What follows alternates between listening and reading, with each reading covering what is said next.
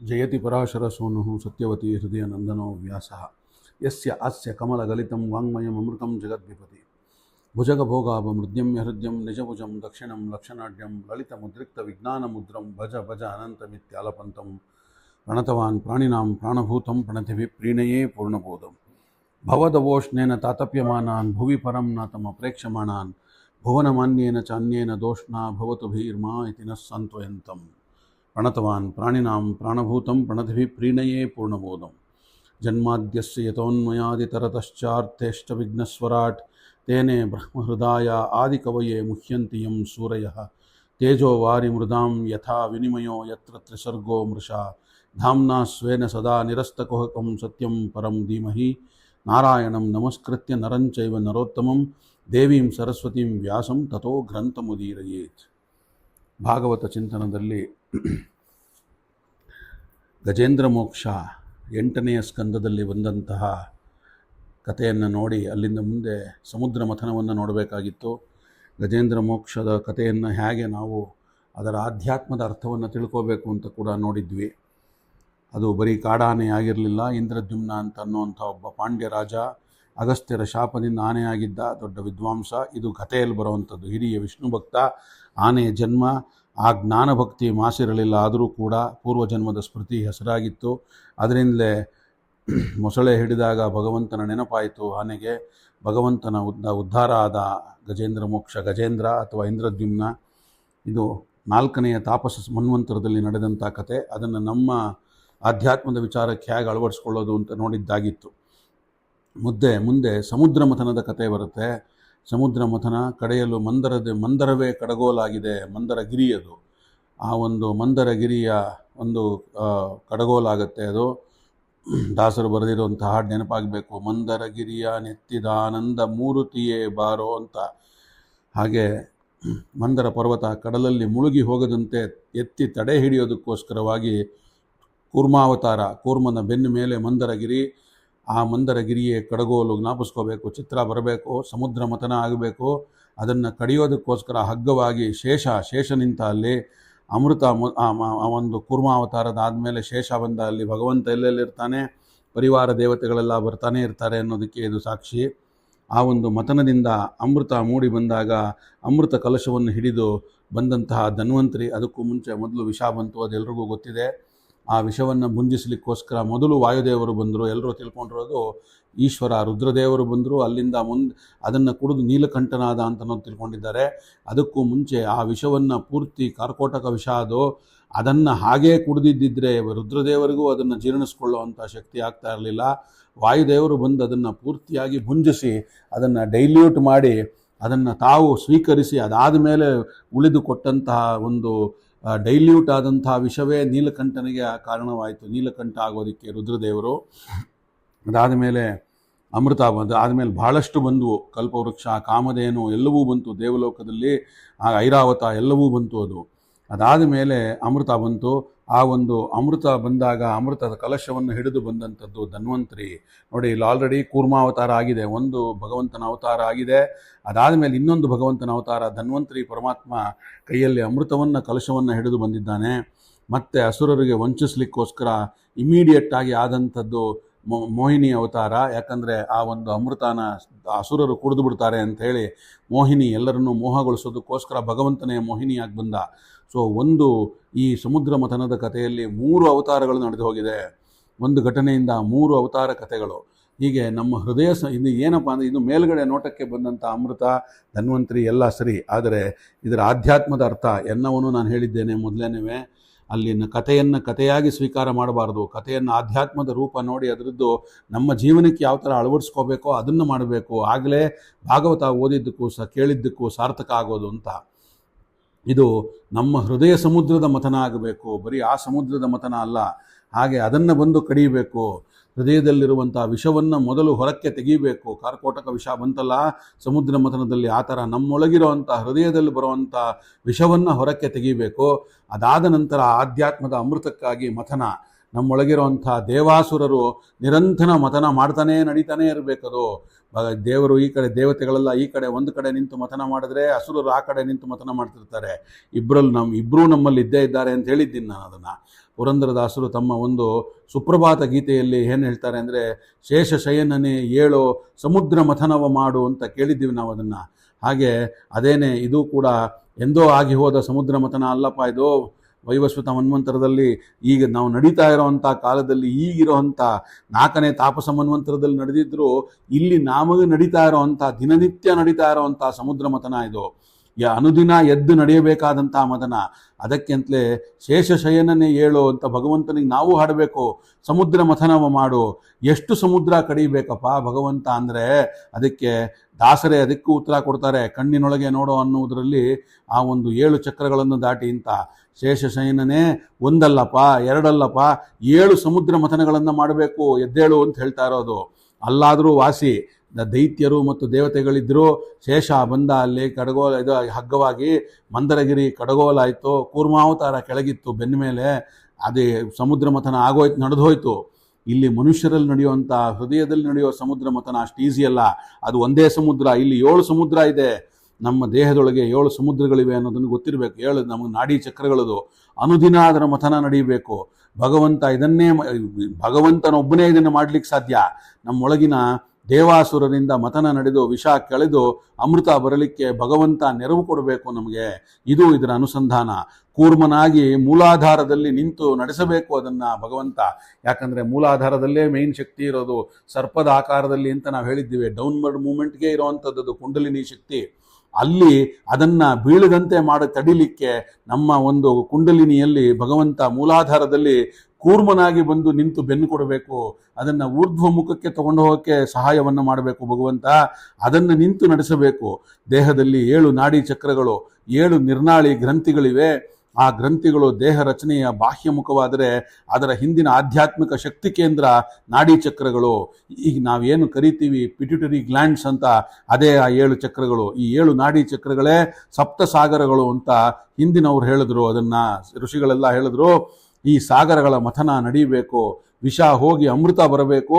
ನಮ್ಮೊಳಗೆ ನಿರಂತರ ಮಥನ ನಡೀತಲೇ ಇರಬೇಕು. ಅಮೃತ ಕಲಶ ಹಿಡಿದು ಧನ್ವಂತರಿ ಮೇಲೆದ್ದು ಬರಬೇಕಪ್ಪ ಅಂತ ಹೇಳುತ್ತೆ ಭಗವಂತ. ಹಾಗೆ ಇರಬೇಕು ನಾವು. ಇದು ನಮ್ಮ ಸಮುದ್ರ ಮಥನ ನಮ್ಮ ಜೀವನದಲ್ಲಿ ಆಧ್ಯಾತ್ಮದಲ್ಲಿ ಹೇಗೆ ಅಳವಡಿಸ್ಕೊಳ್ಳೋದು ಅನ್ನೋಕ್ಕೆ ಇದು ಸಾಕ್ಷಿ ಆಗಬೇಕು. ಅಮೃತ ಧನ್ವಂತರಿ ಭಗವಂತ ಹಿಡಿದು ಬಂದ ಅಂದರೆ ಅಲ್ಲಿಗೆ ನಮ್ಮ ಜನ್ಮ ಸಾರ್ಥಕವಾಯಿತು ಅಂತ. ಅಪರೋಕ್ಷ ಜ್ಞಾನ ಪರೋಕ್ಷ ಜ್ಞಾನ ಎಲ್ಲವೂ ಆಗುತ್ತೆ ಅಂತ ಅರ್ಥ. ಇನ್ನು ಮುಂದೆ ಅದಾದ ಮೇಲೆ ನೆಕ್ಸ್ಟ್ ಬರುವಂಥ ಕತೆ ನಾನು ಎಲ್ಲವನ್ನು ವಿಸ್ತಾರವಾಗಿ ಹೇಳಲಿಕ್ಕೆ ಹೋಗ್ತಿಲ್ಲ. ಇದನ್ನು ಹೇಳಿದ್ರೆ ಇದು ಒಂದೊಂದೇನೆ 10 ದಿನ ಹೇಳ್ಬೋದು. ಆದರೆ ಇದನ್ನು ನಾನು ಆದಷ್ಟು ಎಷ್ಟು ಸಮೀಕರಿಸ್ಬೋದೋ ಅಷ್ಟನ್ನು ಮಾಡಿ ಬ್ರೀಫಾಗಿ ಈ ಒಂದು ಸಪ್ತಾಹ ಅಥವಾ ದ್ವಿಸಪ್ತಾಹ ಕ್ರಮದಲ್ಲಿ ಎಷ್ಟು ಸಾಧ್ಯವೋ ಅಷ್ಟನ್ನು ಹೇಳಲಿಕ್ಕೆ ಪ್ರಯತ್ನ ಪಡ್ತಾ ಇದ್ದೇನೆ. ದಯವಿಟ್ಟು ಕುತೂಹಲ ಆಗಿ ಕೇಳಲಿದ್ರೆ ಬೈಕೋಬೇಡಿ ನನ್ನನ್ನು ಅರ್ಧಕ್ಕೆ ನಿಲ್ಲಿಸ್ಬಿಟ್ಟ ಕಥೆನ ಅಂತೇಳಿ. ಇದನ್ನು ಇನ್ನೊಂದಿನ ಪೂರ್ತಿಯಾಗಿ ಮಾಡೋಣ ಅಂತ ಹೇಳ್ತಾ ಮುಂದೆ ಹೋಗ್ತಾ ಇದ್ದೀನಿ. ಮುಂದಿನ ಕತೆ ವಾಮನನ ಅವತಾರದ್ದು. 3 ಹೆಜ್ಜೆ 3 ಲೋಕ ಗೊತ್ತಿದೆ ಅದೆಲ್ರಿಗೂ. ಪ್ರಹ್ಲಾದನ ಮಗ ವಿರೋಚನ, ವಿರೋಚನನ ಮಗ ಬಲಿ. ಅದರಿಂದ ಬಲಿಯ ಉದ್ಧಾರಕ್ಕಾಗಿ ವಾಮನಾವತಾರ. ಅಜ್ಜನಿಗೋಸ್ಕರ ಅಂದರೆ ಅಜ್ಜ ಯಾರು ಇಲ್ಲಿ ಪ್ರಹ್ಲಾದ. ಅಜ್ಜನಿಗಾಗಿ ನರಸಿಂಹಾವತಾರ. ಭಗವಂತ ಮೊಮ್ಮಗನಾಗಿ ವಾಮನನಾದ, ತ್ರಿವಿಕ್ರಮನಾದ ಬಲಿಗಾಗಿ. ವಾಮನ ಬಂದು ಬಲಿ ಬಳಿ 3 ಹೆಜ್ಜೆ ಭೂಮಿಯನ್ನು ಬೆಡಿತಾನೆ. ಎಲ್ರಿಗೂ ಗೊತ್ತಿದೆ ಈ ಕತೆ. ಇದು ಬಲಿ ಒಪ್ಪಿದ. ಎಗೈನ್ ಕತೆ ಗೊತ್ತಿರುತ್ತೆ. ಕತೆ ಹಿಂದಿರೋ ಆಧ್ಯಾತ್ಮ ತಿಳ್ಕೊಳ್ಳೋದು ನಮ್ಮ ಒಂದು ಸಮುದ್ರ ಮಥನ ಈಗ ನಡೀತಾ ಇರುವಂಥದ್ದು ಭಾಗವತದಲ್ಲಿ ನಾವು ನೋಡಬೇಕಾಗಿರುವಂಥದ್ದು. ಈ ಅಧಿಕ ಮಾಸದಲ್ಲಿ ವಾಮನ ಬಂದು ಹೆಜ್ಜೆಯನ್ನಿಟ್ಟು ಭೂಮಿಯನ್ನು ಅಳೆದ. ಇನ್ನೊಂದು ಹೆಜ್ಜೆಯನ್ನಿಟ್ಟ ಆಕಾಶವನ್ನು ಅಳೆದುಬಿಟ್ಟ. 3ನೇ ಹೆಜ್ಜೆ ಎಲ್ಲಿಡ್ಲಿ ಅಂತ ಕೇಳ್ದ ಬಲಿಯನ್ನ. ಏನಿದ್ರ ಅರ್ಥ ಅಂದರೆ ಒಂದು ಕಾಲು ಭೂಮಿಯನ್ನು ವ್ಯಾಪಿಸಿತು, ಇನ್ನೊಂದು ಕಾಲು ಆಕಾಶವನ್ನು ವ್ಯಾಪಿಸಿತು. ಭೂಮಿ ಮೇಲೆ ತುಂಬ ಒಂದು ಕಾಲೇ ವ್ಯಾಪಿಸಿದರೆ ಜನ ಏನಾದರೂ ಅಂತ ಇಂಟೆಲೆಕ್ಚುಯಲ್ಸ್ ಮಾತು ಇದು. ಎಲ್ಲೋದ್ರು ಜನ ಎಲ್ಲ ಇದೆಲ್ಲ ನಿಜಾನ, ಪುರಾಣ ಇವೆಲ್ಲ ಬರೀ ಕಟ್ಕತೆ, ಇವೆಲ್ಲ ಅಡುಗುಲಜ್ಜಿ ಕತೆ ಅಂತ. ಎಲ್ಲಿದೆ ಇದು, ಏನಿದೆಲ್ಲ ಅಂತ ಯಾರಿಗೂ ಅರ್ಥವೇ ಆಗಲ್ಲ. ಕೆಲವರಿಗೆ ಹೀಗೆಲ್ಲ ಗೊಂದಲ ಇರುತ್ತೆ. ಇದಕ್ಕೆ ಪರಿಹಾರ ವೇದದಲ್ಲಿ ಬಂದಿದೆ.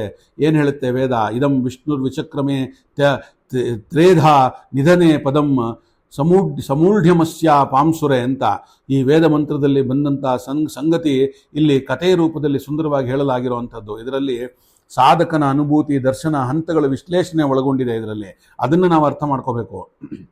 ಇಲ್ಲಿ ಬಲಿ ಆಧ್ಯಾತ್ಮ ಸಾಧಕನ ಪ್ರತೀಕನಾಗ್ತಾನೆ. ಯಾವನ್ ಬೇಕಾರಾಗಿರ್ಬೋದು, ನಾನು ನೀವು ಯಾರು ಬೇಕಾರಾಗಿರ್ಬೋದು, ಅಥವಾ ಬೇರೆ ಸಾಧಕ ಯಾರೇ ಆಗಿರ್ಬೋದು. ಆ ಒಂದು ಬಲಿಯ ಒಂದು ಸ್ವರೂಪಕ್ಕೆ ಆಧ್ಯಾತ್ಮ ಸಾಧಕ ಅಂತ ಇಡೋಣಂತೆ. ಬಲಿ ಆಧ್ಯಾತ್ಮ ಸಾಧಕನಾದ ಪ್ರತೀಕನಾಗ್ತಾನೆ. ನಾವೆಲ್ಲ ಬಲಿಗಳಾಗಬೇಕು. ಅದರಿಂದಾಗಿ ಆಧ್ಯಾತ್ಮದ ದಾರಿಯಲ್ಲಿ ಆತ್ಮಬಲವನ್ನು ಬೆಳೆಸಿಕೊಳ್ಳಬೇಕು. ನಯಮಾತ್ಮ ಬಲಹೀನೇನ ಲಭ್ಯ ಅಂತ. ಸಾಧಕನಾದವನು ಮೊದಲು ಪುಟ್ಟ ಪ್ರತಿಮೆಯಂಥ ಪ್ರತೀಕದಲ್ಲಿರಬೇಕು, ಎಲ್ಲಿ ನಾವು ಪೂಜೆ ಮಾಡೋ ಕಡೆ. ಹಾಗೆ ಸಾಧಕ ಮಾಡ್ತಾನಲ್ಲ ಪೂಜೆ, ನಾವೆಲ್ಲ ಪೆಟ್ಟಿಗೆ ಒಳಗಿಂದ ತೆಗೆದು ಕೃಷ್ಣಮೂರ್ತಿ ಕಣ್ಣು ಮುಂದೆ ನಿಂತಿದಂತಿದೆ ಅಂತ ದಾಸರು ಹಾಡಿದ್ರು. ಹಾಗೆ ಅಥವಾ ಮುಷ್ಟಿಯಲ್ಲಿ ಹಿಡಿದಂಥ ಒಂದು ಭಗವಂತನ ಮೂರ್ತಿಯನ್ನು ವ್ಯಾಸರಾದರು ಕೇಳಿದಾಗ ಕನಕದಾಸರು ಹಾಡಿದ್ರಲ್ಲ, ಈತನೀಗ ವಾಸುದೇವನು ಅಂತ. ಹಾಗೆ ಸಣ್ಣ ಪುಟ್ಟ ರೂಪದಲ್ಲಿ ಭಗವಂತನನ್ನು ಪೂಜೆ ಮಾಡ್ತಾ ಇರುವಂಥದ್ದು ಇದೇ ಮೊದಲ ಹಂತದ ವಾಮನ. ಇದು ಸಣ್ಣ ಮೂರ್ತಿಯಲ್ಲಿ ಭಗವಂತನ ಅನುಸಂಧಾನ. ಸಾಧಕನ ಉಪಾಸನೆಯ ಮುಂದಿನ ಹಂತ ಯಾವುದಪ್ಪ ಅಂದರೆ, ಈ ವಾಮನನೇ ಭೌಮ್ಯಾಕಾಶವನ್ನು ತುಂಬಿ ನಿಂತ ಸರ್ವವ್ಯಾಪಿಯಾಗಿ ಕಂಡಂಥವನು. ನಾನು ಮೊದಲೇ ಹೇಳಿದಾಗೆ ಇಲ್ಲಿ ಪಿಂಡಾಂಡದಲ್ಲಿ ಅಣುವಿಗಿಂತ ಅಣುವಾಗಿ ಪಿಂಡಾಂಡದಲ್ಲಿ ಅಣುವಿಗಿಂತ ಅಣುವಾಗಿ ಬ್ರಹ್ಮಾಂಡದಲ್ಲಿ ಮಹತ್ತಿಗಿಂತ ಮಹತ್ತಾಗಿ ನಿಂತವನು. ಅದೇ ಇದು ಹೇಳ್ತಾ ಇರುವಂಥದ್ದು. ಪುಟ್ಟ ಮೂರ್ತಿ ನಮಗೆ ದೇಹಕ್ಕೆ ಬೇಕಾಗಿರುವಂಥದ್ದು ಅದೇ ಮೊದಲನೇ ಹಂತದ ಒಂದು ಆಧ್ಯಾತ್ಮದ ಸಾಧನೆ. ಅಲ್ಲಿ ಮೊದಲನೇ ಮೆಟ್ಲು. ಎರಡನೆಯದು ಏನಾಗುತ್ತೆ, ವಾಮನನೇ ಭೌಮ್ಯಾಕಾಶಗಳನ್ನು ತುಂಬಿ ನಿಂತೆ ಸರ್ವವ್ಯಾಪಿಯಾಗಿ ಕಂಡುಕೊಂಡ, ತ್ರಿವಿಕ್ರಮನಾಗಿ ಬೆಳೆದು ನಿಂತುಬಿಟ್ಟ. ಅಂದರೆ ನಾವು ಅರ್ಥ ಮಾಡ್ಕೋಬೇಕಾಗಿರೋದೇನು, ಭಗವಂತ ತ್ರಿವಿಕ್ರಮನಪ್ಪ. ಇಡೀ ಈ ಬ್ರಹ್ಮಾಂಡವೇ ಅವನ ಉದರದಲ್ಲಿದೆ.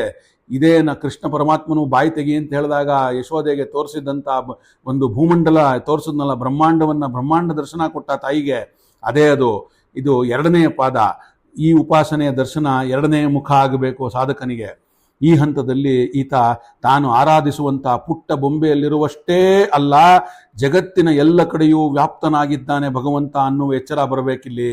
ಇದನ್ನೇ ಹೇಳಿದ್ ನಾನು, ಅಂತರ್ಬಹಿಶ್ಚ ತತ್ಸರ್ವಂ ವ್ಯಾಪ್ತ ನಾರಾಯಣ ಸ್ಥಿತಃ. ಎಲ್ಲ ಕಡೆಯೂ ತುಂಬಿದ್ದಾನೆ, ಆಕಾಶದಲ್ಲಿ ಪೂರ್ತಿ ಆಕಾಶವಾಗಿ ತುಂಬಿದ್ದಾನೆ, ನಮ್ಮಲ್ಲಿ ಒಳಗಡೆ ಅಣುವಿಗಿಂತ ಅಣುವಾಗಿ ತುಂಬಿದ್ದಾನೆ. ಜಗತ್ತಿನ ಎಲ್ಲ ತುಂಬಿದ ಸರ್ವಶಕ್ತಿಗೆ ತನ್ನ ತಲೆಯನ್ನು ಒಪ್ಪಿಸುತ್ತಾನೆ. ಹಾಗಾಗಿ ಎಲ್ಲೆಡೆ ಇರುವಂತಹ ಭಗವಂತ ತನ್ನೊಳಗೂ ಅಂತರ್ಯಾಮಿಯಾಗಿ ಕಂಡುಕೊಂಡು ಗೌರವದಿಂದ ಅವನ ಪದತಲದಲ್ಲಿ ತಲೆಬಾಗಿಸಿ ಮುಣಿದು ತನ್ನನ್ನೇ ಭಗವಂತನಿಗೆ ಅರ್ಪಿಸಿಕೊಂಡು ಬಿಡ್ತಾನೆ ಸಾಧಕನಾಗುವಂಥವನು. ಇದೇ ಮೂರನೆಯ ಹೆಜ್ಜೆ. ಸಾಧಕ ಒಂದು ದರ್ಶನದಿಂದ ಈ ದರ್ಶನದ ಮೂಲಕ ಮೂರನೆಯ ಮುಖ ನಮಗೆ ಸಾಧನೆಯದು. ನಾವು ಸಾಧಕರಾಗಿ ಬಲಿಗಳಾಗಿ ಮೊದಲು ಬಾಲರೂಪದಲ್ಲಿ ಭಗವಂತನನ್ನು ಅನುಸಂಧಾನ ಕಾಣ್ತೇವೆ, ಮತ್ತೆ ಜಗತ್ವ್ಯಾಪ್ತನಾದ ಮಹೋತೋ ಮಹಿಮನೆಯನ್ನು ಕಾಣ್ತೇವೆ. ಇದನ್ನೇ ಪುರಂದರದಾಸರು ಮತ್ತೆ ಹೇಳಿದ್ದು, ಅಣೋರಣೀಯನ ಮಹತೋ ಮಹಿಮನ ಅಂತ ಹೇಳಿದ್ರು. ಅಣೋರಣೀಯ ಅಂತಂದ್ರೆ ಗೀತೆಯಲ್ಲಿ ನೋಡಿದ್ದೇವೆ, ಅಣುವಿಗಿಂತ ಅಣುವಾಗಿರುವಂಥವನು. ಮಹತೋ ಮಹಿಮನ, ಮಹತ್ತಿಗಿಂತ ಮಹತ್ತರಾದಂಥವನು. ನಮ್ಮೊಳಗಿರೋದನ್ನು ಕಂಡು ನಾವು ಈ ರೂಪವನ್ನು ನಮ್ಮ ಅಂತರ್ಯಾಮಿಯಾಗಿ ನಮ್ಮೊಳಗಿರುವುದನ್ನು ಕಂಡು ಶರಣಾಗ್ತೇವೆ. ಅಂತರ್ಬಹಿಶ್ಚ ತತ್ಸರ್ವಂ ವ್ಯಾಪ್ತ ನಾರಾಯಣ ಸ್ಥಿತ. ಇದನ್ನು ಎಂದಿಗೂ ಮರಿಲೇಬಾರದಿದು. ಹೀಗೆ ಒಳಗೂ ಹೊರಗೂ ತುಂಬಿರುವಂತಹ ಭಗವಂತದ ರೂಪದ ಸಾಕ್ಷಾತ್ ಅರಿವೇ ಒಂದು ಬಲಿಯ 3 ಪಾದದ ಭೂಮಿದಾನದ ಕಥೆಯ ಒಳತಿರುಳು ಅನ್ನೋದನ್ನು ನಾವು ಮರಿಬಾರದು. ಇದನ್ನಿಟ್ಟುಕೊಂಡು ನಾವು ಬಲಿಯ ಕಥೆಯನ್ನು ಕೇಳಬೇಕು.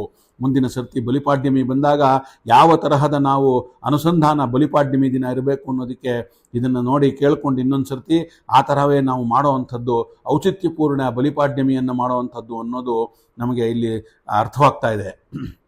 ಮುಂದೆ ಈ ಮತ್ಸ್ಯಾವತಾರದ ಕಥೆ ಬರುತ್ತೆ. ಬೊಗಸೆಯಲ್ಲಿ ಬಂದಂಥ ಮೀನು, ವಾಮನಾವತಾರದ ಕಥೆಯ ನಂತರ 8ನೇ ಸ್ಕಂದದಲ್ಲಿ ಕೊನೆಯಲ್ಲಿ ಬರುವಂಥದ್ದು ಮತ್ಸ್ಯಾವತಾರದ ಕಥೆ. ಇದರೊಂದಿಗೆ ದಶಾವತಾರದ ಮೊದಲು 5 ಅವತಾರಗಳ ವಿವರಣೆ ಬಂದಂತಾಯಿತು ಇಲ್ಲಿಗೆ. ಈಗ ಏನಾಗುತ್ತೆ, ಇಲ್ಲಿ ನಡೆಯುತ್ತಿರುವಂಥದ್ದು 7ನೇ ವೈವಸ್ವತ ಮನ್ವಂತರ. ಈ ಹಿಂದೆ ಈ ಮನ್ವಂತರದ ಆದಿಯಲ್ಲಿ ಆಗಿರುವಂಥ ಅವತಾರ ಇದು. ಅಂದರೆ ಇದೇ ಮನ್ವಂತರದಲ್ಲಿ ಮೊದಲಾಗಿರುವಂಥ ಅವತಾರ ಇದು. ಸೂರ್ಯಪುತ್ರನಾದ ವೈವಸ್ವತ ಮನು ಪೂರ್ವ ಜನ್ಮದಲ್ಲಿ ಸತ್ಯವ್ರತನೆಂಬ ರಾಜರ್ಷಿ ಆಗಿರ್ತಾನೆ. ಒಮ್ಮೆ ಅವನ ಒಂದು ಅರ್ಘ್ಯಜಲವನ್ನು ಕೈಯಲ್ಲಿ ಹಿಡಿದು ಅರ್ಘ್ಯವನ್ನು ಕೊಡಬೇಕು ಅಂತ ಸಮುದ್ರದಲ್ಲಿ ಬಂದಾಗ ಆ ಬೊಗಸೆಯ ನೀರಿನಲ್ಲಿ ಪುಟ್ಟ ಮೀನೊಂದನ್ನು ಕಾಣ್ತಾನೆ. ಇದು ವೈವಸ್ವತ ಮನುವಿನ ದಾರ್ಶನಿಕ ಅವತಾರ. ಅಂದರೆ ನಾನು ಹೇಳಿದ್ನಲ್ಲ, ಪುಟ್ಟದಾಗಿ ಬೊಂಬೆಯಲ್ಲಿ ಮಾಡೋದು ನಾವು ಪ್ರತೀಕದಲ್ಲಿ ಅಂತ, ಅದೇ ಅವನಿಗಾದಂಥ ಒಂದು ದಾರ್ಶನಿಕ ಅವತಾರ. ಪುಟ್ಟ ಮೀನನ್ನು ಪಾತ್ರೆಯಲ್ಲಿಡ್ತಾನೆ. ಪಾತ್ರೆ ತುಂಬ ಮೀನು ಬೆಳೆದು ಬಿಡುತ್ತೆ. ಅದನ್ನು ಏನು ಮಾಡ್ತಾನೆ, ಕೊಳಕ್ಕೆ ತೊಗೊಂಡು ಹೋಗಿ, ದೊಡ್ಡದಾಗೋಯ್ತಲ್ಲ ಇದು ಇದ್ದಕ್ಕಿದ್ದಂಗೆ ಅಂತ ಹೇಳಿ ಕೊಳಕ್ಕೆ ಬಿಡ್ತಾನೆ. ಕೊಳ ತುಂಬಿ ಬೆಳೆದು ಬಿಡುತ್ತೆ ಮೀನು. ತಿರ್ಗಾ ಕಡಲಲ್ಲಿ ಬಿಡ್ತಾನೆ. ಕಡಲು ತುಂಬಿ ಮಹಾಮತ್ಸ್ಯವಾಗಿಬಿಡುತ್ತೆ ಅದು. ಹೀಗೆ ಮನುವಿಗೆ ಕಂಡಂಥ ವಿಶ್ವರೂಪ ದರ್ಶನ ಇದು. 3 ಸ್ಥಿತಿಯಲ್ಲೂ ಕಂಡಿದ್ದಾನೆ ವೈವಸ್ವತ ಮನು. ಬ್ರಹ್ಮದೇವ ಸೃಷ್ಟಿಯ ಆರಂಭದಲ್ಲಿ ವೇದಗಳನ್ನು ಉಪದೇಶ ಮಾಡಿದಾಗ ಅದನ್ನು ಕೇಳಿ ಅದಕ್ಕೆ ಹಾನಿ ಮಾಡಬೇಕು ಅಂಥೇಳಿ, ವೇದ ವಿದ್ಯೆಯನ್ನು ನಾಶ ಮಾಡಬೇಕು ಅಂಥೇಳಿ ಬಯಸಿದಂಥವನು ಒಬ್ಬ ಅಸುರ ಇರ್ತಾನೆ. ಅವನ ಹೆಸರು ಹಯಗ್ರೀವ ಅಂತ. ಇದು ಪರಮಾತ್ಮನ ಹಯಗ್ರೀವ ರೂಪದ ಕಥೆಯಲ್ಲ. ಹಯಗ್ರೀವ ಅನ್ನುವಂಥ ಒಬ್ಬ ಅಸುರ, ಅವನ ಸಂಹಾರಕ್ಕಾಗಿ ಮತ್ತೆ ಮುಂದೆ ಮನ್ವಂತರದ ಋಷಿಗಳ ಉದ್ಧಾರಕ್ಕಾಗಿ ಆದಂತಹ ಮತ್ಸ್ಯಾವತಾರ ಇದು ಜ್ಞಾನ ಕಾರ್ಯಕ್ಕಾಗಿಯೇ ಆದಂತಹ ಅವತಾರ. ಬೇರೇನು ಕೆಲಸ ಇಲ್ಲ ಇಲ್ಲಿ. ವೇದಗಳನ್ನ ಸಾರಗಳನ್ನ ಅಂದ್ರೆ ವೇದಗಳನ್ನು ಹ್ಯಾಕ್ ಕದ್ದುಬಿಟ್ರು, ಅವನು ಹೈಗ್ರೀವ ಅನ್ನೋನು ಈ ಥರ ಎಲ್ಲ ಕೇಳ್ತಾರೆ ಅತಿ ಬುದ್ಧಿವಂತರುಗಳು. ಅದೇನು ಪುಸ್ತಕದಲ್ಲಿತ್ತೆ, ಅದನ್ನು ತಗೊಂಡು ಸಮುದ್ರದಲ್ಲಿ ಬಚ್ಚಿಟ್ಟಿದ್ದ ಅಂದ್ರೆ ಏನರ್ಥ? ಒದ್ದೆ ಆಗ್ಲಿಲ್ವೇ ಆ ಪುಸ್ತಕ ಎಲ್ಲ? ಈ ಥರ ಎಲ್ಲ ಇದೆ. ವೇದಗಳನ್ನು ಕದಿಯೋದು ಅಂದ್ರೆ ವೇದಗಳನ್ನೇ ಕದಿಯೋದು ಅನ್ನೋ ಲಿಟ್ರಲ್ ಮೀನಿಂಗ್ ಅಲ್ಲಪ್ಪ. ವೇದಾಭಿಮಾನಿ ದೇವತೆಗಳನ್ನ ಕಿಡ್ನ್ಯಾಪ್ ಮಾಡೋದು, ಕದ್ಕೊಂಡು ಹೋಗೋದು ಅಂತಂದ್ರೆ ಅವರನ್ನ ಕರ್ಕೊಂಡು ಹೋಗಿ ಸಮುದ್ರ ಅಂದ್ರೇನು? ಈ ಒಂದು ನೀರಿನ ಸಮುದ್ರ ಅಲ್ಲಪ್ಪ ಅದು ಎಂದು ಆಗದೆ ಇರೋಂಥ ಆಟಮ್ಸಿನ ಸಮುದ್ರ. ಅದು ಎಲ್ಲಿ ಬೇಕಾದ್ರಲ್ಲಿ ಆಗುವಂಥದ್ದು. ಅಂಥ ಒಂದು ಕಡೆ ಬಚ್ಚಿಟ್ಕೊಂಡಿದ್ದಾನೆ ಅಂಥೇಳಿ ಅವನನ್ನು ಸಾಯಿಸಿ ವಾಪಸ್ಸು ವೇದಾಭಿಮಾನಿ ದೇವತೆಗಳನ್ನು ತಂದು ಬ್ರಹ್ಮದೇವರಿಗೆ ಒಪ್ಪಿಸುವಂಥದ್ದೇ ಇದರ ಕಾರ್ಯ. ಹಾಗಾಗಿ ಇದು ಸಂಪೂರ್ಣವಾಗಿ ಜ್ಞಾನ ಕಾರ್ಯ ಮತ್ಸ್ಯಾವತಾರದ್ದು ಅಂತ ಹೇಳಿ ಭಾಗವತ ಸ್ಪಷ್ಟವಾಗಿ ತಿಳಿಸ್ತಾ ಇದೆ. ಈ ಒಂದು ಋಷಿಗಳ ಉದ್ಧಾರ ಅಂದ್ರೇನು? ವೇದಗಳನ್ನು ಋಷಿಗಳಿಗೆ ಚೆನ್ನಾಗಿ ಅರ್ಥ ಮಾಡಿಸೋದು, ತಿಳಿಸೋದು ಅಂತ.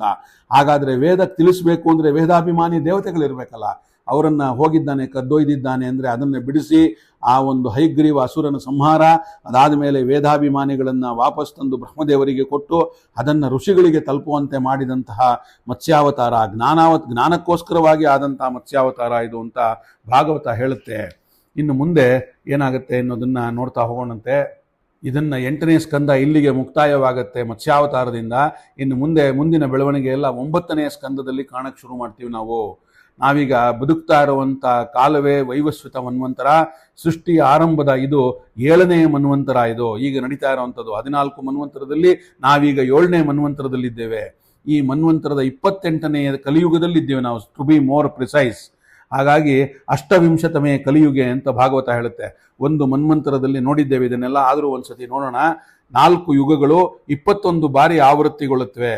ಯೋಗಾನ ಮೇಕಾಸ್ತಪತಿ ಅಂತ. ಈಗ 28ನೇ ಆವೃತ್ತಿಯ ಕೊನೆಯದಲ್ಲಿ ಹಂತದಲ್ಲಿದ್ದೇವೆ ನಾವು. 21 ಸಾರಿ ಆಗತ್ತೆ ಇದು ಆವೃತ್ತಿಗೊಳ್ಳೋ ಅಂಥದ್ದು. ಹಾಗಾಗಿ ವೈವಸ್ವತ ಮನುವಿನ ಮಕ್ಕಳಲ್ಲಿ ಒಬ್ಬ ರಾಜ ಶರ್ಯಾತಿ ಅಂತ, ಹಳೆಯ ಗ್ರಂಥಗಳಲ್ಲಿ ಅವನ್ನ ಶಮ್ಯಾತಿ ಅಂತಾರೆ. ಆ ಒಂದು ಪ್ರಯೋಗ ಕಂಡು ಬರುತ್ತೆ, ಅದು ಸರಿ ಇಲ್ಲ. ಶರ್ಯಾತಿ ಅನ್ನೋದು ಸರಿಯಾದ ಪದ. ಶರ್ಯಾತಿ ಮಗಳು ಸುಕನ್ಯೆ, ಮಹರ್ಷಿ ಚ್ಯವ್ಯರು ಮದುವೆಯಾದಂಥ ಹುಡುಗಿ. ಅದು ನಡೆದಂಥ ಪ್ರಸಂಗವನ್ನು ಭಾಗವತ ಹೇಗೆ ವರ್ಣಿಸುತ್ತೆ ನೋಡ್ತಾ ಹೋಗೋಣ. ಒಮ್ಮೆ ಸುಕನ್ಯೆ ತಂದೆಯ ಜೊತೆಗೆ ಕಾಡಿಗೆ ಹೋಗಿದ್ಲು. ಆ ಕಾಡಿನಲ್ಲಿ ಚೈವನ್ಯರು ತಪಸ್ಸು ಮಾಡ್ತಾ ಇದ್ರು.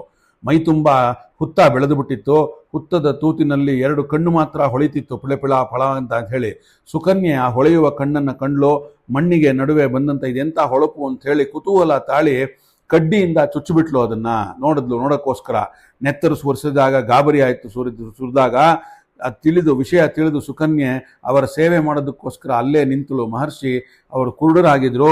ಹಾಗಾಗಿ ಅದನ್ನು ಕೇಳಿಕೊಂಡು ಮಹರ್ಷಿಯ ಪತ್ನಿ ಆದವಳು ಸುಕನ್ಯೆ ಅಶ್ವಿನಿ ದೇವತೆಗಳನ್ನು ಒಲಿಸಿ ಅವರ ಅನುಗ್ರಹದಿಂದ ಚೈವನ್ಯರಿಗೆ ಮರಳಿ ಯೌವನ ಬರೆಸಿದ್ಲು.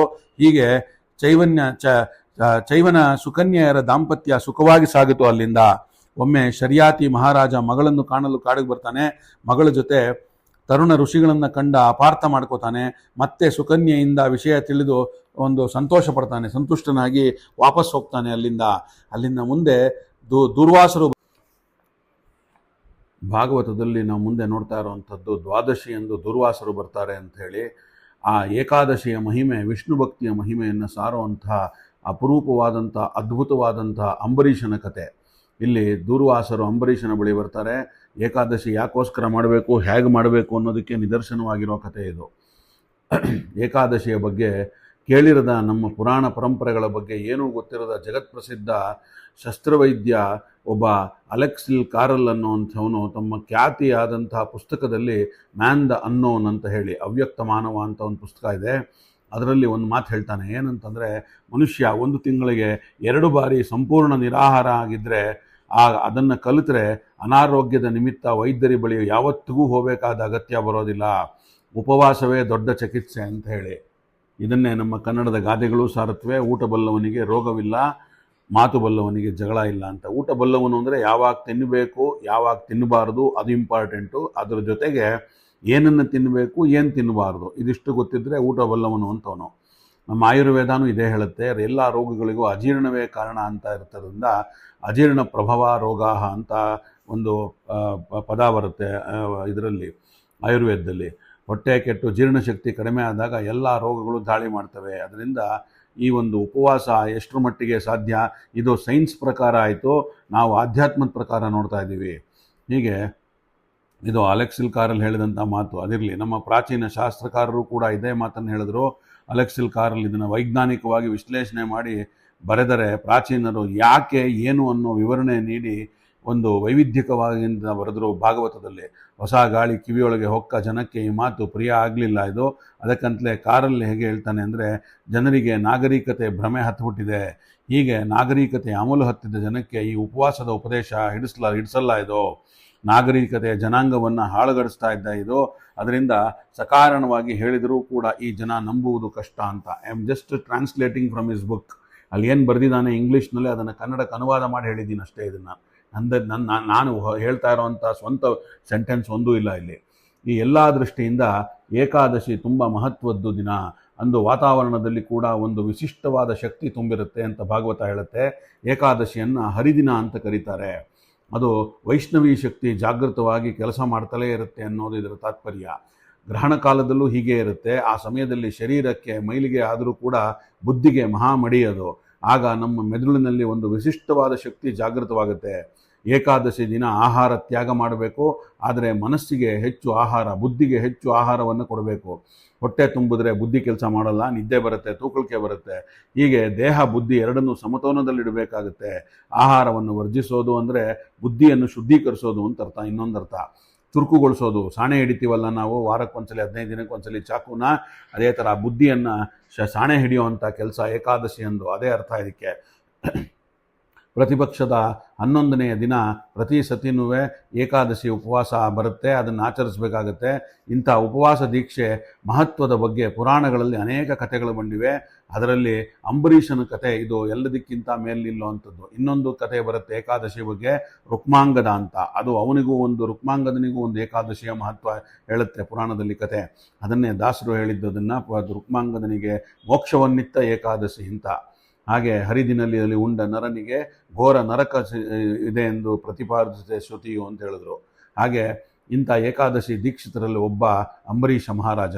ಏಕಾದಶಿಯ ದಿನ ಶುದ್ಧನಾಗಿ ನಿರಾಹಾರದಿಂದಿದ್ದು ದ್ವಾದಶಿ ಎಂದು ಬೆಳಗ್ಗೆ ದೇವರ ಪೂಜೆ ಮಾಡಿ ತೀರ್ಥ ಸ್ವೀಕಾರ ಮಾಡಿ ಆಮೇಲೆ ಆಹಾರ ಸೇವಿಸುವಂಥದ್ದು ಅವನ ದೀಕ್ಷೆ.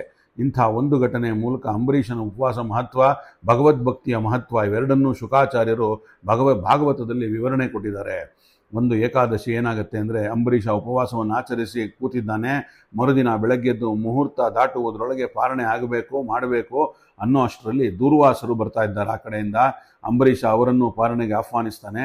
ದೂರ್ವಾಸರು ಮಹಾಕೋಪಿಷ್ಠರು. ಸ್ವಲ್ಪ ಕಾದಿರೋ, ಸ್ನಾನ ಮಾಡ್ಕೊಂಡು ಬರ್ತೀನಿ ಅಂತ ಹೇಳ್ತಾರೆ. ಹೊರಟು ಹೋದರು. ದುರ್ವಾಸರು ಇವನ ವ್ರತನಿಷ್ಠೆ ಎಷ್ಟಿದೆ ಅಂತ ಪರೀಕ್ಷೆ ಮಾಡೋಕ್ಕೋಸ್ಕರ ಬಂದಂಥವರು. ಅವರ ಕೋಪವೂ ಒಂದು ಅನುಗ್ರಹವೇ ಅಂಬರೀಷನಿಗೆ. ಮಕ್ಕಳು ತಪ್ಪು ಮಾಡಿದಾಗ ದೊಡ್ಡವರು ಶಿಕ್ಷೆ ಕೊಡುವಂತೆ ಇದು ಶಿಕ್ಷೆ ಅಲ್ಲ ಇದು, ಆದರೆ ಇದು ಶಿಕ್ಷಣ, ಇದು ಬೇರೆಯವರಿಗೆ. ದೂರ್ವಾಸರದ್ದು ಹಾಗೇನೆ ಭಕ್ತರ ಶಿಕ್ಷಣಕ್ಕಾಗಿ ಅವರದ್ದೊಂದು ಸಣ್ಣ ನಾಟಕ ಇದು. ಇದನ್ನು ಇನ್ನೇನು ಪಾಲನೆ ಮಾಡಬೇಕು, ಮುಹೂರ್ತ ಹತ್ತಿರ ಬರ್ತಾ ಇದೆ, ದಾಟ್ತಾ ಇದೆ ಅಂದರೆ ಅಷ್ಟರಲ್ಲಿ ಇನ್ನೂ ದೂರ್ವಾಸರು ಸುಳಿವೇ ಬಂದಿಲ್ಲ. ಸ್ನಾನಕ್ಕೆ ಹೋದವ್ರದ್ದು ಆ ಅತಿಥಿಗೆ ಅಪಚಾರವಾಗಬಾರದು, ತನ್ನ ವ್ರತಕ್ಕೂ ಭಂಗ ಬರಬಾರದು, ಹೀಗೆ ನೋಡ್ಕೊಳ್ಬೇಕು ಅನ್ನೋದು ಸಮಸ್ಯೆ. ಹೇಗೆ ಇದನ್ನು ಮಾಡೋದು ಅಂಥೇಳಿ ಇದು ಒಂಥರ ಅಂಬರೀಷನಿಗೆ ಉಭಯ ಸಂಕಟವಾಯಿತು. ಹೊತ್ತು ಮೀರಿದ್ರೆ ಏನು ಮಾಡೋದು, ವ್ರತಲೋಪವಾಗಬಾರದಲ್ಲ. ಹಾಗಾಗಿ ಭಾಗವತ ಹೇಳುತ್ತೆ, ಅಂಬಸ ಕೇವಲ ಇವ ಕರಿಷ್ಯತೆ ವ್ರತಪಾರಣಂ ಪ್ರಾಹುರ್ಭಕ್ಷಣಂ ವಿಪ್ರ ಅಶೀತಂ ನಾಶಿಂದಂ ಚ ಯತ್ ಅಶೀತಾ ನಿಶತ ಯಸ್ಮಾದಾಪೋ ವಿದ್ವಿಧಿ ರೀತಃ ಅಂತ. ಅಂಬರೀಷ ಈ ಸಮಸ್ಯೆಗೆ ಒಂದು ತಾತ್ಕಾಲಿಕವಾದ ಪರಿಹಾರವನ್ನು ಕಂಡುಕೊತಾನೆ. ಪಾರಣೆಯ ಸಮಯ ಮೀರೋ ಮುನ್ನ ಊಟದ ಬದಲು ನೀರು ಕುಡಿದು ಬಿಡುವಂಥದ್ದು. ನೀರು ಕುಡಿದರೆ ಊಟದ ಫಲವೂ ಆಯಿತು, ಉಪವಾಸದ ಫಲವೂ ಆಯಿತು. ಶಾಸ್ತ್ರಕಾರರು ನೀರನ್ನು ಆಹಾರದ ಪ್ರತಿನಿಧಿಯೂ ಹೌದು, ಉಪವಾಸದ ಪ್ರತಿನಿಧಿನೂ ಹೌದು ಅಂತ ಹೇಳಿ ಒಪ್ಕೊಂಡಿದ್ದಾರೆ ಇದನ್ನು. ಹೀಗೆ ಯೋಚಿಸಿ ಅಂಬರೀಷ ಏನು ಮಾಡ್ತಾನೆ, ನೀರು ಕುಡಿತಾನೆ. ಅಷ್ಟರಲ್ಲಿ ದೂರ್ವಾಸರು ಬೇಕಂತ ಹೇಳಿ ಬರ್ತಾರೆ ಅಲ್ಲಿಗೆ. ವಿಷಯ ತಿಳ್ಕೊಂಡು ಸಿಟ್ಟುಗಳ್ತಾರೆ. ನೀನು ಅತಿಥಿಗೆ ಅಪಚಾರ ಮಾಡಿದ್ದೀಯಾ, ನೀನು ಮೋಸಗಾರ, ನಿನಗೆ ಶಾಪವನ್ನು ಕೊಡ್ತಾ ಇದ್ದೇನೆ ಅಂತ ಗುಡುಗುತ್ತಾರೆ. ಹಾಗಾಗಿ ಆ ಕೃತ್ಯವನ್ನು ಇದನ್ನು ಅಭಿಮಂತ್ರಿಸಿ ಅವನ ಮೇಲೆ ಛೂ ಬಿಡ್ತಾರೆ. ಅಂಬರೀಷ ಮಹಾನ್ ಭಗವದ್ಭಕ್ತ, ಆತ ಭಗವಂತನಿಗೆ ಮೊರೆ ಹೋಗ್ತಾನೆ. ವಿಷ್ಣು ತನ್ನ ಭಕ್ತರ ರಕ್ಷಣೆ ಯಾವತ್ತೂ ಮಾಡ್ತಾನೆ ಅಂತ ಗೊತ್ತಿರೋದಕ್ಕೋಸ್ಕರ ಇದು ನಡೆದಿರುವಂಥದ್ದು. ಚಕ್ರವನ್ನು ವಾಪಸ್ ಕಳಿಸ್ತಾನೆ. ದೂರ್ವಾಸರ ಮಂತ್ರ ತಿರುಮಂತ್ರ ಆಯಿತು. ವಿಷ್ಣು ಚಕ್ರಕ್ಕೆ ಹೆದರಿದಂಥ ಕೃತ್ಯ ದೂರ್ವಾಸರನ್ನು ಬೆನ್ನತ್ತಿತು. ಅದು ಅವರ ಅಸ್ತ್ರ ಅವರಿಗೆ ವಾಪಸ್ಸು ತಿರುಗುಬಾಣ ಆಯಿತು. ಇದರಿಂದ ತಪ್ಪಿಸಿಕೊಳ್ಳಲು ದೂರ್ವಾಸರು ಬ್ರಹ್ಮನಿಗೆ ಶರಣಾದರು. ತನ್ನನ್ನು ವಿಷ್ಣು ಚಕ್ರದಿಂದ ಪಾರು ಮಾಡಬೇಕು ಅಂತ ಕೇಳ್ಕೊಂಡ್ರು. ಆಗ ಬ್ರಹ್ಮದೇವ ಹೇಳಿದ ಮಾತು ಭಾಗವತದಲ್ಲಿ ಬರುವಂಥದ್ದು, ಅಹಂ ಭವೋ ದುಕ್ಷ ಭೃಗುಪಾದನಾಹ ಪ್ರಜೇಶ ಭೂತೇರೇಷು ರೇಷಸ್ಯ ಮುಖ್ಯಾ ಸರ್ವೇ ವಯಂ ಎನ್ನಿನಯಂ ಪ್ರಾಪನ್ನಾಹ ಮೂದ್ಮಾಪಿತಂ ಲೋಕಿಹಿತಂ ವಾಹಮಃ ಅಂತೇಳಿ. ನಾರಾಯಣ ಜಗತ್ತಿನ ನಿಯಾಮಕ ಶಕ್ತಿ, ಎಲ್ಲರಿಗೂ ತಂದೆ ಅವನು. ಅವನ ಆಜ್ಞೆಯಂತೆ ಚಲಿಸುವಂಥ ಭಕ್ತರು ನಾವುಗಳೆಲ್ಲರೂ ಕೂಡ. ವಿಷ್ಣು ಭಕ್ತನನ್ನು ತಡೆಯುವಂಥ ಶಕ್ತಿ ನಮಗಿಲ್ಲಪ್ಪ.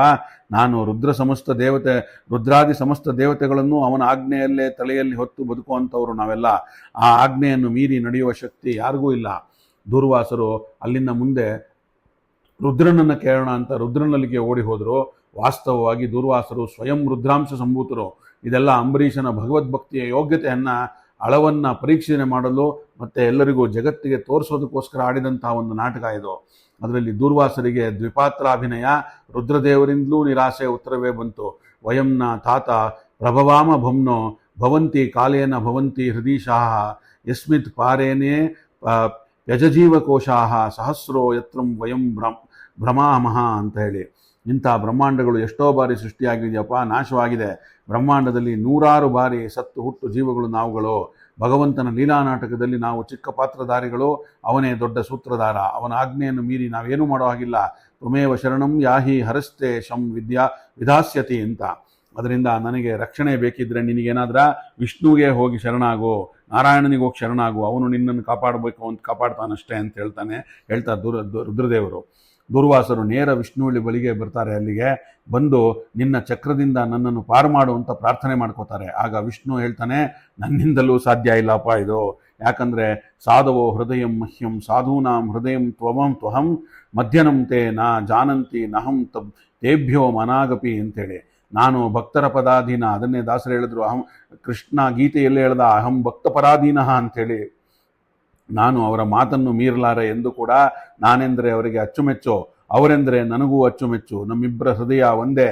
ಅಂಬರೀಷ ನನ್ನ ಮಹಾಭಕ್ತ, ನನ್ನನ್ನು ಬಿಟ್ಟು ಇನ್ನೊಬ್ಬರನ್ನು ಸ್ಮರಿಸಿದವನಲ್ಲ. ಎಂದಿಗೂ ನಾನು ಅವನನ್ನು ಬಿಟ್ಕೊಡ್ಲಾರೆ. ಭಕ್ತರ ಮೇಲೆ ನನಗೂ ಅಂಥದ್ದೇ ಗೌರವ ಮತ್ತು ಪ್ರೀತಿ.